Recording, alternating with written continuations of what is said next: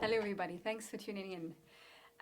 So in this paper, I will discuss the short-lived English language modernist magazine Decision that Klaus Mann, eldest son of Nobel Prize-winning German author Thomas, edited in New York City from 1941 to 1942. Interestingly, in spite of the fact that many of the high-profile authors and intellectuals who are now firmly placed within the canon of Anglo-American modernism contributed material or joined the editorial advisory board, this journal has been all but forgotten. It is not mentioned in OUP's multi-volume critical and cultural history of modernist magazines, and even though Klaus Mann's creative work has been receiving more attention on both sides of the Atlantic in the last few years, it is fair to say that a comprehensive history of Decision, its philosophy, impact and possible legacy remains to be written. I'm going to try to make a modest start today by suggesting that this magazine deserves attention because it was designed to initiate transatlantic intercultural conversations between anti-fascist intellectuals from different national and disciplinary backgrounds. Modernist criticism is in the process of developing an increasingly global optic. It should give us permission to return to well-known critical territory and examine creative impulses that have thus far remained unrepresented because they fail to adjust to, if not openly defied, expectations about cultural and national purity that became more prevalent as modernism's international agenda came into conflict with more narrowly defined concepts of the nation-state that emerged during the Second World War. So, I'm going to begin by reading a short extract from a text written by Klaus Mann in 1942. After publication of Decision had been discontinued. Son of famous novelist commits suicide as magazine fails. This is not so very much of a sensation, less startling, I suppose, than some story of Barbara Hutton's divorce. Nobel Prize winner's eldest son takes own life, disappointed with success of literary review. Not so hot. No news value. I'll try to make it a little hotter. I'm going to tell you the inside story of this dreary case. Neurasthenic scribbler can't face flop of dull magazine. I'll give you the real dope. For now at last, I'm free, I'm allowed to speak. The son of the noted novelist, and incidentally a fairly gifted writer himself, wished and decided to die not because the failure of his magazine. There was no failure in the first place. There was what they call a literary success, but there were no backers. This to effect that there was no cash would hardly have been sufficient to discourage me and to knock me out. It was quite a nuisance, indeed. But I have passed through even more trying things. What discouraged me and what did knock me out was the way people behaved towards me in connection with this risky business. A literary review in the year of 1941. For this is an evil year, and this is not such a good country. I wanted to save the magazine. It meant so much to me. A token, a weapon, a promise. I wanted it to develop into a platform of international literature, an organ and herald of a universal civilization to come. I had to drop the magazine. And I wanted to die because I'm unable to face and to endure the exorbitant mass of mediocrity and malice, of ambitious ignorance and selfish laziness that rules the world and this country. Masking as a mock obituary, Klaus' unpublished J'accuse, as his sister Erika Mann called it in a letter to Muriel Rukeyser, firmly ties his wish to die not only to the death of the fledgling magazine, but to the death of his dreams about a platform of international literature that would act as a defense of democracy against fascism and that, he thought, would flourish on American soil. Somewhat naively, Mann had assumed that the United States, a country looking back on a history of cultural achievements propelled by diversity and immigration, would be the ideal place to launch a journal that would, as he suggested elsewhere, create, quote, a truly supranational spirit of constructive collaboration between various nationalities, various literary groups, between vanguards and established writers, between the old world and the new, in the year in which the United States entered the Second World War. Now, as the eldest son of Thomas Mann, Klaus certainly had the connections and the cultural clout to set up a new literary magazine in New York City. He also had previous experience with magazine editing, having published previously the German language journal Die Sammlung, the collection, in Amsterdam from 1933 to 1935. It had included contributions from such highly visible cultural workers as Bertolt Brecht, Albert Einstein, André Gide, Ernest Hemingway, Aldous Huxley, Alfred Kerr, Heinrich Mann, and Arnold Zweig, among others. And it had made its mark as one of the earliest émigré periodicals that combined the celebration of literary culture with anti-fascist critique. Soon after arriving in the United States in 1937, Mann began hatching plans for an even more ambitious, even more inclusive English language periodical. Rather than becoming, quote, a mouthpiece for European refugees, this new magazine was to be, quote, designed to become instrumental in intensifying the relations between the American and the European spirit, improving and promoting solidarity among progressive minds that transcends all national boundaries. Where else is the creative spirit to continue its play and work, if not in this last haven of free thought and free expression, Mann asked rhetorically in the prospectus that was sent out to financial backers. Where else is the seriousness of our plight to be recognized and discussed, if not in this country, last bulwark of liberty, focus of our hope? Things looked promising at first. Decision Incorporation was founded, a bank account opened, office space hired on East 29th Street, and a secretary hired, who, Klaus commented, quote, looks exactly the way a real secretary should look, and apparently fails to notice that I don't look like a boss. Contributions began to trickle in. Sherwood Anderson sent a short story, Christopher Ishiford and W.H. Auden, Klaus' brother-in-law, wrote book reviews and poems, and Aldous Huxley contributed an article. These contributions were published alongside pieces by Heinrich Mann, Bruno Walter and Stefan Zweig in the first issue in January 1941. Muriel Rukeyser, meanwhile, who joined Decision as associate editor in July 1941, provided the poem Mad Boy's Song for inclusion. Later issues featured the names of other modernist icons on their contributors list: Eugene Jolas, Marion Moore, Sylvia Townsend Warner, Stephen Spender, and Virginia Woolf. It was in the May 1941 issue, in fact, that Woolf's essay, Moments of Being, from 1928, was distributed in the US for the very first time. News about Hollywood were provided by Erich von Stroheim, who wrote about American movies in the March and June 1941 issues. And later that year, William Carlos Williams used Decision to launch an attack on an erstwhile friend. The September issue included his often referenced essay, Ezra Pound, Lord Gaga. In July 1941, Pound had made another one of his infamous, radio broadcasts from Italy, in which he had urged Americans to join forces with Mussolini. He had also made a passing reference to, quote, his friend Doc Williams. Anxious that he might be mistaken for a fascist, Williams used his article in Decision to settle scores by implicitly comparing Pound's activities to those of the notorious radio traitor Lord Haw-Haw. The editorial advisory board of Decision looked equally impressive, including Sherwood Anderson, W.H. Auden, Edward Bernays, Willa Cather, Julian Green, Thomas Mann, Somerset Maugham, Robert Sherwood, and Stefan Zweig. Even Thomas, prone to despair about his eldest son's professional and personal excesses, was full of praise, stating that, quote, so far there has been in America no medium like Decision, for even the purely literary monthlies like Harper's and the Atlantic Monthly remain within a more conventional circulation-conscious form. Klaus had in fact seemed to have consciously modelled his project on earlier modernist experiments with little magazines.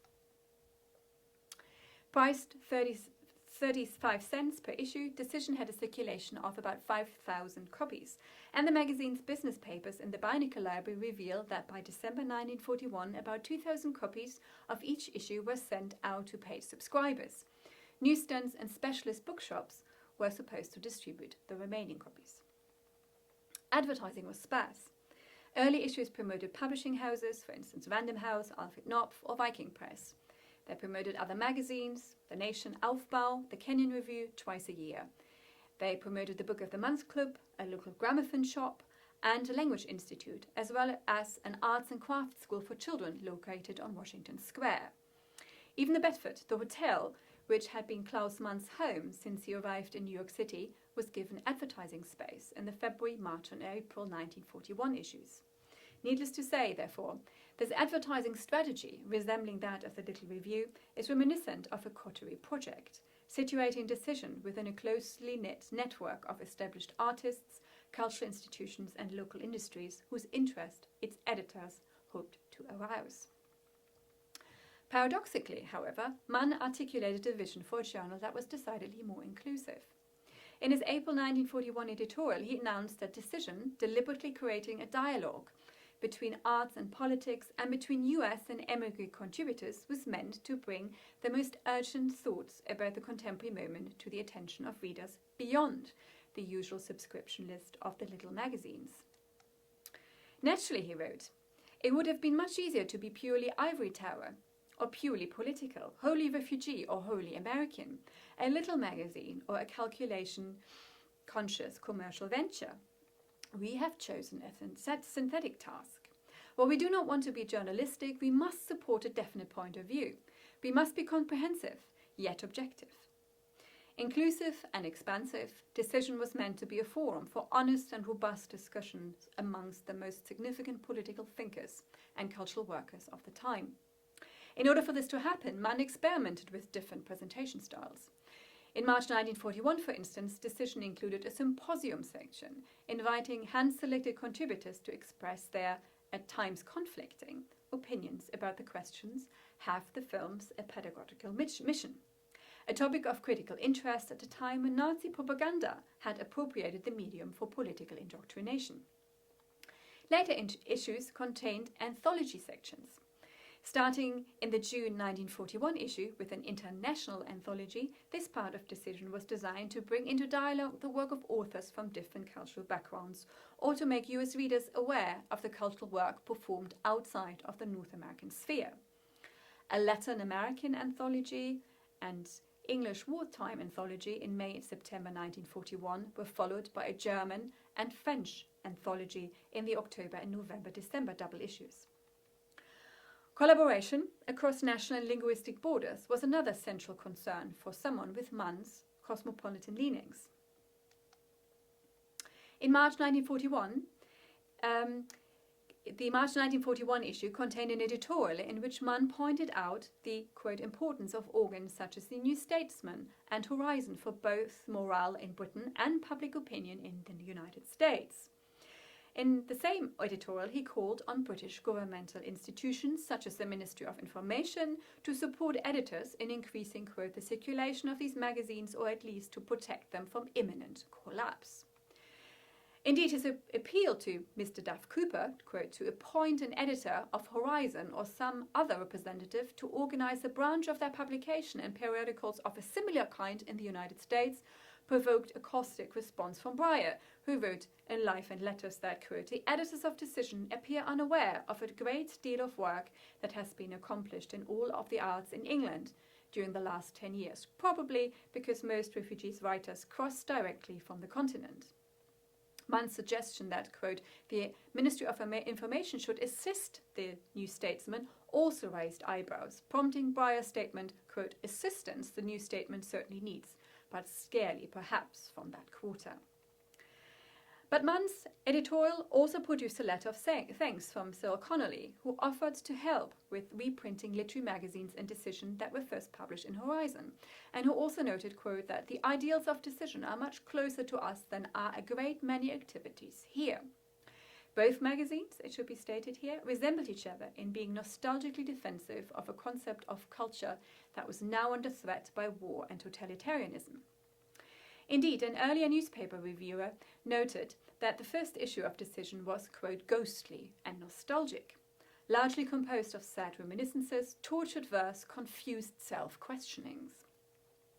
And while Mann's Decision was certainly more culturally inclusive than Horizon, by deliberately making space for reports about Hollywood films, broadcasting programs and other products of the mass media entertainment industry, it shared with its British companion the aim to celebrate the work of great writers. In fact, one criticism brought repeatedly to Mann's doorstep was that he had not been intellectually adventurous enough, that too much space was reserved in his magazine for showcasing the work of already established writers, artists and critics. In a manner reminiscent of Horizon, Decision used the names of famous contributors to attract potential readers. Even at a time when the magazine's future was already very much in peril, the deficit at the end of 1941 amounted to an almost $16,000, Mann made further plans to expand. Anxious to strengthen interventionist moods in the United States, he proposed to launch a German-language version of Decision for the American market. It was to be called Deutsch-Amerikanische Blätter, a review of free German culture in America. It was to be priced at 25 cents a copy or $2.50 a year, and was to be, quote, distributed amongst the liberal German organizations throughout the territory of the United States, the German departments of American universities, the bookshops specializing in foreign books, and another potential market, Mann claimed, is England, where numerous German and German-speaking people may be interested in a periodical of this type. Firmly convinced of the little magazine's adaptability to new economic, linguistic and socio-political context, the little magazine, as in Eric Bolson's words, as a world form, Mann also proposed to edit, quote, a German edition of Decision in the Latin American countries to strengthen, as he suggested, the pro-democratic, anti-Nazi feelings of the German groups so numerous and influential in the Latin American republics, and to counterbalance the assiduous and ruthless propaganda organized by the Axis powers. But Klaus' idealistic vision of Decision in global circulation were rudely checked by political realities. Stefan Zweig, who was generally supportive of Mann's project, wrote from Rio de Janeiro, advising that, quote, a German language review is currently impossible in South America. Even English language American dailies, he told Mann, had recently been suspended. In the US, meanwhile, a turn towards patriotic nationalism, galvanized by the country's entry into the war, made culturally inclusive projects such as Mann's look hopelessly out of fashion, if not dangerously seditious. Classified as a premature anti-fascist, Mann had, since his arrival in the United States, been among the emigre intellectuals who were on the radar of the FBI. By the end of 1941, it had certainly become clear to the editors of Decision that some kind of alliance with governmental organizations had to be formed to keep the magazine alive in a culture increasingly hostile towards liberal intellectualism and interculturalism. Indeed, in a letter from December 13, 1941, Klaus expressed doubt as to whether or not he, quote, ought to continue Decision unless some sort of arrangement can be made between our organization and the official center of American propaganda and information, stating that he is finding it, quote, difficult, if not infeasible, to carry on a primarily literary magazine in these days and in this country, unless the enterprise is somehow coordinated and legitimated through its connection with official propaganda and policy. In January 1942, Mann and Rukeyser therefore approached the writer Archibald MacLeish, who was, in his role as Assistant Director of the Office of War Information, centrally concerned with US propaganda operations. In the note, they proposed to offer, in return for governmental sponsorship, quote, the resources of the magazine to MacLeish's office as his seasoned anti-fascist weapon. But even Mann's final attempt to rescue Decision from liquidation, an attempt that would have crucially compromised the editorial independence of the journal, did not succeed. On the 29th of December, Mann had already written to Rukeyser, rien à faire, I'm through, or rather, Decision is. I'm worn out and sad, I give up. In a self-penned obituary, with which I began, however, Mann was decidedly more combative and accusatory, settling scores with, quote, the vanguard of liberalism I have enjoyed personal contacts with. Here he notes that, quote, I have seen their true face. They are callous and snobbish and selfish, paralyzed by their vanity, haunted by their mania of making money. The America, as Walt Whitman visualized and praised it, the divine magnetic land, has utterly failed to come into being, Mann concluded. Having spent years to fight the Nazis, Mann now found to his utter disappointment that, quote, not all anti-Nazis are inspired heroes.